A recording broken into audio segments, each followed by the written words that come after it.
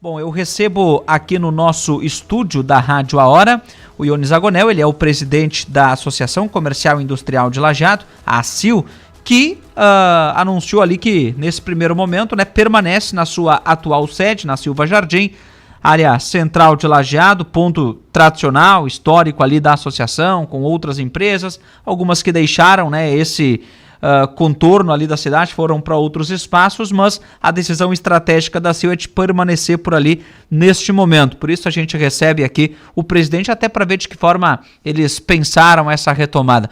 Presidente Zagonel, tudo bem contigo? Boa tarde.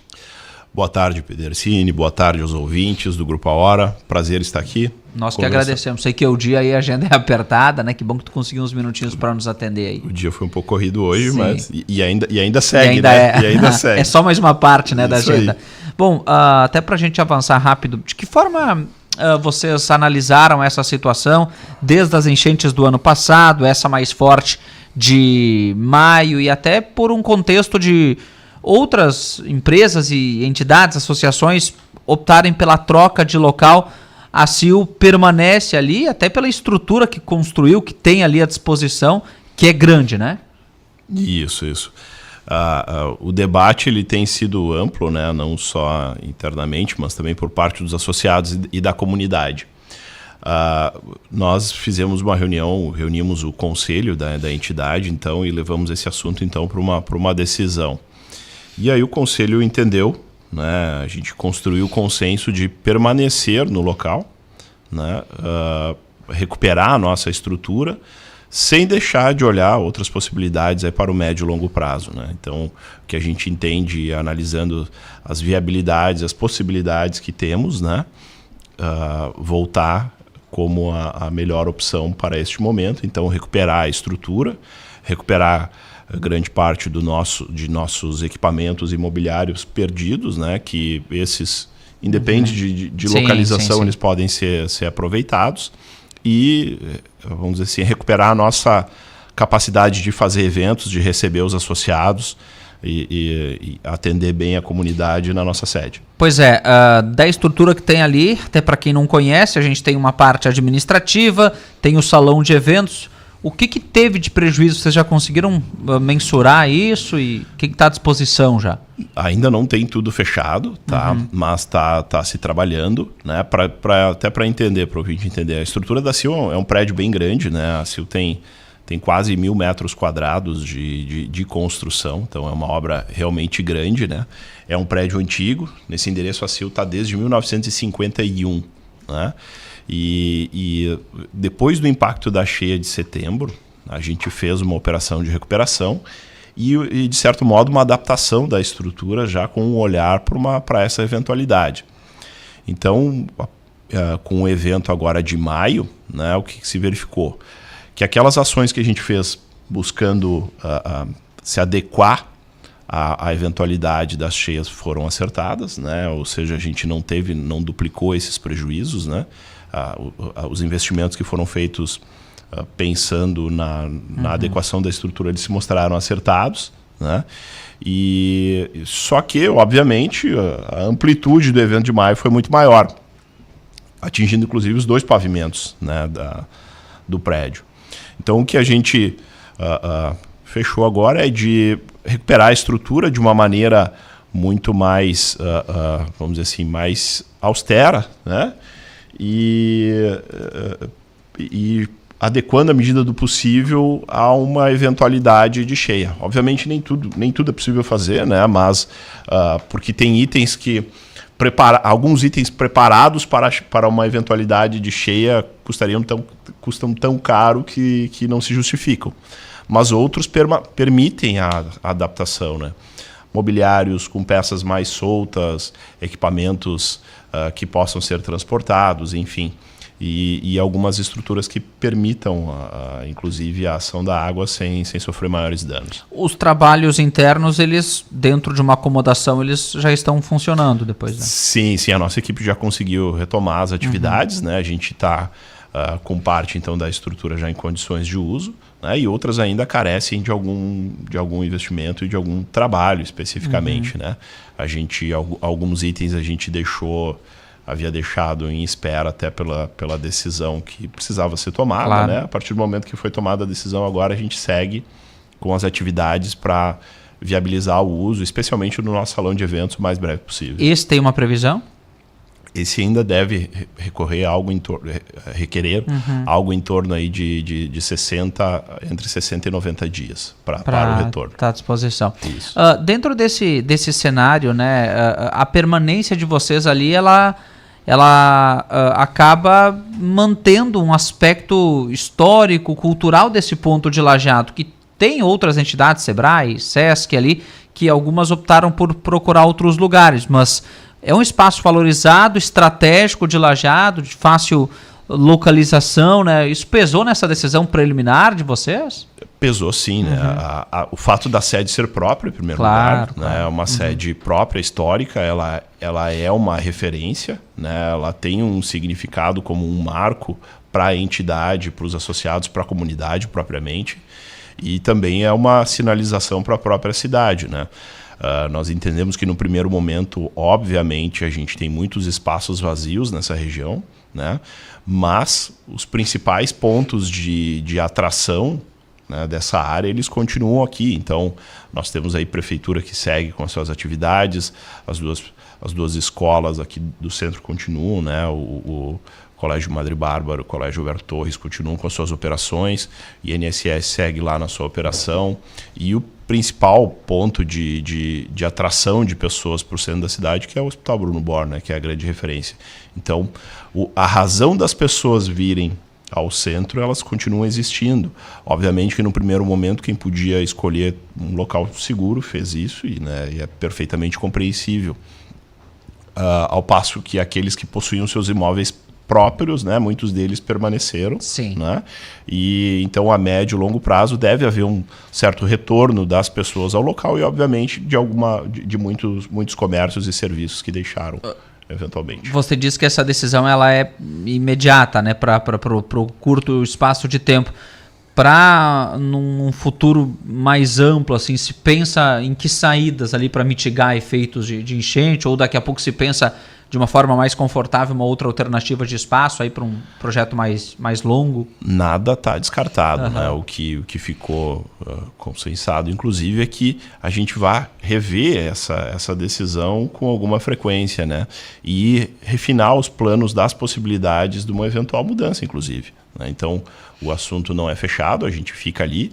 Os investimentos que a gente vai fazer para a recuperação, eles não são tão vultuosos quanto, né, aqueles que demandariam um espaço novo, né? Então também dentro da realidade da instituição, né? E claro que o que a gente espera é que sim, tenhamos a nível de cidade, de comunidade, não só de Lajeado, né? A gente tem que olhar para a região como um todo, para as áreas urbanas e para as áreas rurais também impactadas. O que a CIL vem buscando junto às autoridades é que a gente consiga avançar nos sistemas de monitoramento e, quem sabe, aí no desejável sistema de contenção e barramento de cheias, né? O regulador de vazão com as barragens ao longo da bacia.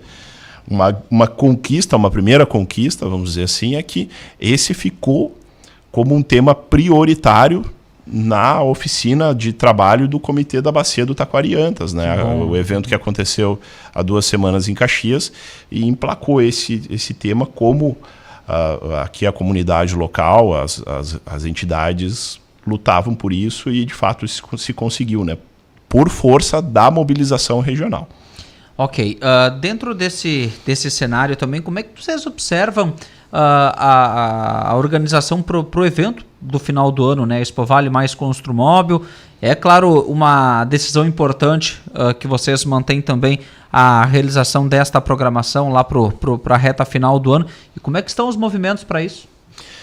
A gente espera que esse seja marque como um grande evento de retomada da região, e tem tudo para ser dessa maneira, né? As feiras tem esse poder de trazer, injetar um ânimo novo na economia, de trazer muito mais dinamismo, de fortalecer negócios, né, de fortalecer conexões, relações.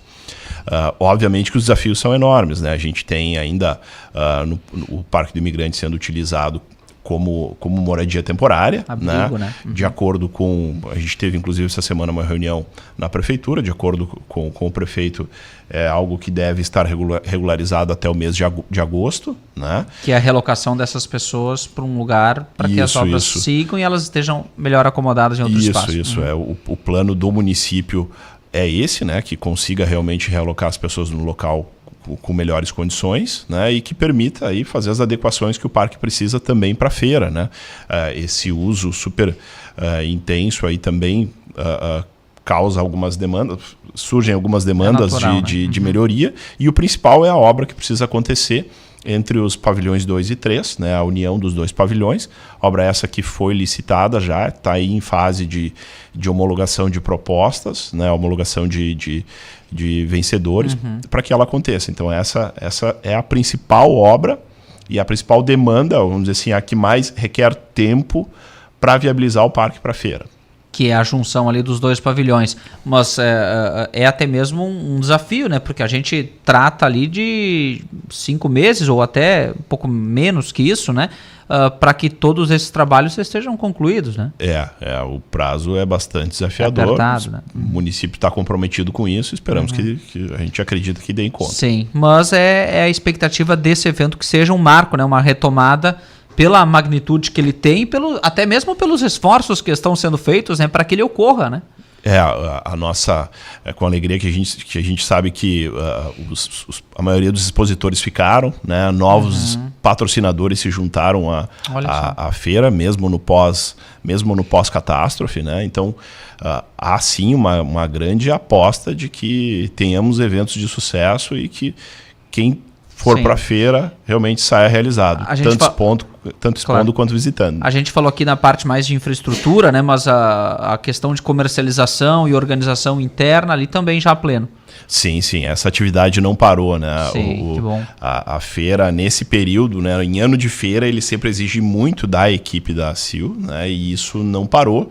Obviamente que as pessoas a nossa equipe teve que se redobrar nos esforços, né, porque houve muito e ainda há muito trabalho de limpeza, de recuperação lá na sede da entidade, mas o trabalho não parou, né? Então se priorizou algumas frentes para que a gente tenha os eventos na sua grandeza, que é sempre conhecida e esperada, né? Claro. Saindo um pouco também da Expo Vale mais Construmóvel, a gente teve aqui uma relocação de grandes empresas, ou do centro para outros pontos, ou para outras cidades, empresas que chegaram também, outras que vão chegar, que vão se instalar. Como é que vocês percebem esses movimentos também, à medida que muitas empresas fazem um esforço grande para se manter em Lajeado, trocar de lugar sim, mas se manter em Lajeado? E já te emendo outra questão, como é que tu observas trabalho até agora de auxílio também, tanto do poder público especialmente, governo estadual, federal, para atender a classe empresarial, que, vamos lá, é o que faz a roda girar, né? A gente tem, vamos dividir um pouquinho, a gente tem visto ao nível de municípios, aqui na região, um esforço tremendo de todos os municípios, né? Muitas demandas vão além da capacidade dos próprios municípios, tanto no aspecto financeiro, quanto no aspecto de estrutura realmente para dar conta, né? A gente tem muitas demandas aí que são realmente novas e que são de uma magnitude até então não conhecida pelos municípios, né? A questão de realocação, o município de Lajeado tem feito alguns esforços no sentido de viabilizar áreas em condições mais adequadas para a transferência e para a permanência das empresas na cidade, mas eu entendo que, acima de tudo, a gente tem que enxergar as cidades como região, né? E a gente tem que conseguir que os investimentos estejam aqui na região. Fatalmente, algum movimento entre cidades vai acontecer, tanto de um lado quanto do outro, né? Então, eu acredito que a gente vá ter um equilíbrio no final das contas, mas o que mais importa é que realmente esses empreendimentos estejam aqui, que a gente receba novos empreendimentos e que se mantenha atrativo, né? Agora, falando de auxílios, ainda seguimos em compasso de espera e esperando mais, né? Eu tenho dito que muitas empresas, elas estão muito feridas na fila do atendimento, né? Na fila do atendimento médico. Algumas talvez consigam se recuperar sozinhas e outras não. O fato é que quanto mais demorar o socorro, quanto mais demorar esse auxílio, com certeza mais empresas não vão resistir, né? Porque os episódios de setembro e maio somados foram muito pesados, né? Não só no impacto direto para quem esteve na área de inundação ou eventualmente de deslizamento, mas também no impacto de faturamento para muitos negócios, né? A gente tem aí dados de que alguns negócios conseguiram aproveitar bem a oportunidade, né? Especialmente porque há algum dinheiro novo girando para a parte da população atingida. Então, segmentos do varejo na área de móveis, eletros, conseguiu registrar crescimento, né? Mas a gente tem muitos outros que perderam faturamento, né? Seja pela baixa movimentação de pessoas, seja pelo impacto do aeroporto, né? Tem muita realidade distinta. A própria infraestrutura regional aqui, né? Sim, muitos lugares que né, eu cito sempre, né? De repente um restaurante beira de estrada que deixou de ter movimento porque a estrada está bloqueada, né? Então a realidade é muito diversa, não só aqui na região, mas como no estado todo, né? E os auxílios que têm chegado, eles têm sido muito limitados e com um volume que acaba restringindo, né, o seu uso, a sua aplicação, né? E aí acaba se caindo. Eu acho que é um grande risco, né? A gente passou aí alguns dias discutindo o problema para quem caberia um recurso emergencial, se era para a empresa diretamente atingida ou não, né? Quando, na verdade, a gente deveria estar discutindo o volume desse auxílio, que simplesmente é insuficiente. Né? Porque o conceito de atingido ele é muito amplo, né? Se a gente olhar, a grosso modo, a grande maioria, direto ou indiretamente, foi prejudicada, ou todos foram prejudicados, né? E tem empreendimentos que não vão voltar, não vão ter sua capacidade restabelecida ao longo do ano inteiro, né? Tem empreendimentos que dependem do retorno de logística, do retorno do aeroporto, né? Há muitos negócios que estão nesse meio, né?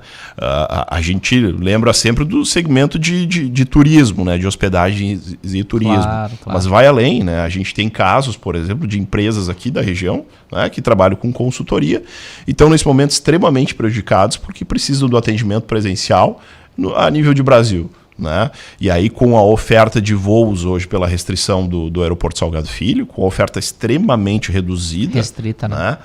Tem dificuldade tanto no atendimento e elevação de custos de operação. O que é preocupante, o que é bastante preocupante. Mas dentro disso, somada a essa demora, essa burocracia demasiada, eu gosto sempre de ver um lado positivo, a capacidade de resiliência dessas empresas locais também. Claro que algumas porventura podem daqui a pouco não suportar toda essa catástrofe que a gente teve, mas todas têm feito forças para se manter ativa, né? Isso é importante também, né? Eu acho que a gente tem uma região com um apelo empreendedor fantástico, né? Sim. Não é por nada que se diz que tem gaúcho no Brasil inteiro, porque daqui saíram muitos empreendedores, sejam empreendedores agricultores, sejam empreendedores empresários, né? Que construíram a base de boa parte do Brasil. Então a gente é um celeiro de empreendedorismo e empreendedor é caracterizado por isso, né? É resiliente e quer ir para frente independente de qualquer coisa. Então acho que isso sim é uma grande razão da gente ser uma região pujante, como sempre foi, né? E eu acredito que essa também é a razão que vai nos garantir um futuro pujante, né? A gente consegue ir para frente, apesar das dificuldades. A gente tem algumas restrições diretamente para falar sobre isso, que eu vou te perguntar para a gente finalizar a nossa conversa, até pela legislação, mas é importante saber também na condição do presidente da CIL, sem pessoalizar, né? O que a CIL, o que o empresariado espera dos gestores que vão concorrer, que vão colocar o nome à disposição, apresentar seus projetos, e especialmente, tanto na majoritária quanto nas proporcionais. O que a CIL espera depois de quem for eleito na representatividade do setor aí que a CIL organiza, que é a indústria, comércio, a classe empresarial como um todo?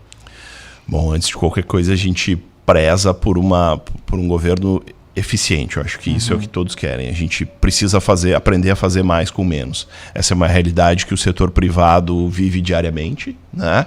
E a gente espera a mesma postura no setor público. Então, dá importância, dá muito valor para o dinheiro, né? E valorizar o dinheiro público e dar um bom retorno para a sociedade. A gente precisa de estruturas que custem cada vez menos, na medida do possível, né, e que entreguem mais.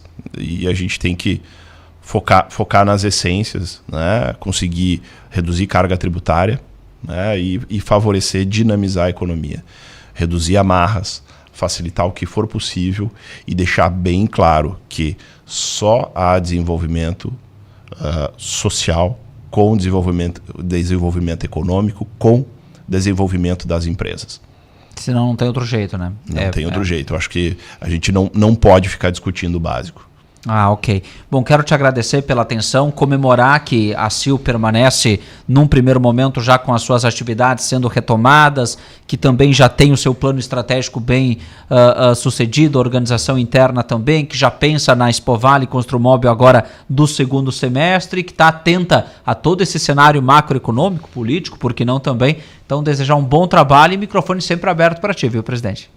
Obrigado pela oportunidade e desejar, então, uma ótima tarde a todos os ouvintes. Tudo de bom. Valeu. Jones Agonel, presidente da ACIL, Associação Comercial e Industrial de Lajeado.